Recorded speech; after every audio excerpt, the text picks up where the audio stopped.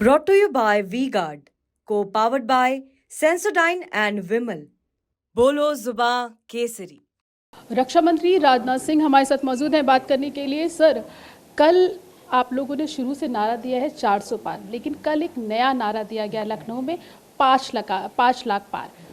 क्या किस तरीके का उत्साह था, हमने देखा? नहीं, ये तो कार्यकर्ताओं ने और जो जनता मौजूद थी रैली में, उन लोगों ने ये नारा दिया है। ये तो उनके हाथ में है। लखनऊ के लिए जो कुछ भी एक जनप्रतिनिधि होने के नाते मैं अपनी भूमिका निभा सकता था, वो भूमिका मैंने निभाई है। फैसला तो हमारे लखनऊ की जनता के हाथ में है, लेकिन मैं आश्वस्त हूँ कि जनता का आशीर्वाद मुझे प्राप्त है। अब लक्ष्य क्या होगा ये तो जनता के ऊपर निर्भर करता है। सर, इंडिया गठबंधन लगातार आरक्षण के मुद्दे पर भी अब आप लोगों को घेरने की कोशिश कर रही है। भाजपा का स्टैंड जनता जानना चाहती है। अब सच्चाई यह है कि मुद्दों का अकाल है विपक्ष के पास, तो अनावश्यक इस प्रकार के अनर्गल आरोप चस्पा करके और देश की जनता को गुमराह करके वो समर्थन हासिल करना चाहते हैं, लेकिन वो कतई होने वाला नहीं है। आरक्षण की व्यवस्था थी और आरक्षण की व्यवस्था रहेगी।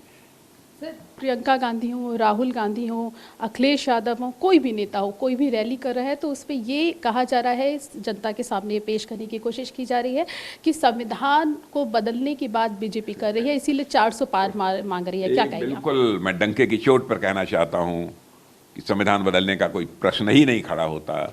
मैं विपक्ष से भी कहना चाहता हूँ कि जनता की आंखों में धूल झोंक कर राजनीति करने की कोशिश न करें, मुद्दों के आधार पर वो राजनीति करें। मेरा एक विनम्र सुझाव है उन लोगों को। सर, राहुल गांधी चाइना को लेकर हमेशा से घेरते नजर आए हैं, पाकिस्तान की भी बात करते आए हैं, उस पर क्या कहें? अब देखिए, उन लोगों के समय क्या हुआ है मैं उसको चर्चा नहीं करना चाहता हूँ, लेकिन देशवासियों को मैं यही आश्वस्त करना चाहता हूँ, भारत की सीमाएं पूरी तरह से सुरक्षित हैं।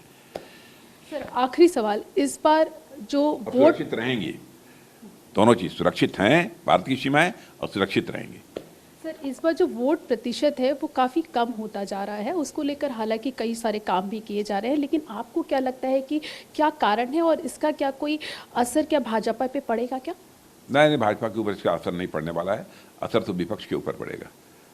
उनके मतदाताओं में ही हताशा निराशा थोड़ी होगी, क्योंकि इन राजनीतिक पार्टियों ने अपने मतदाताओं को भी निराश किया है। उसके कारण थोड़ा सा जो पोल परसेंटेज है उसमें थोड़ी कमी आई है। शुक्रिया सर, TV9 से बात करने के लिए। कैमरामैन दुर्गेश के साथ प्रीति श्रीवास्तव, TV9 भारतवर्ष, लखनऊ।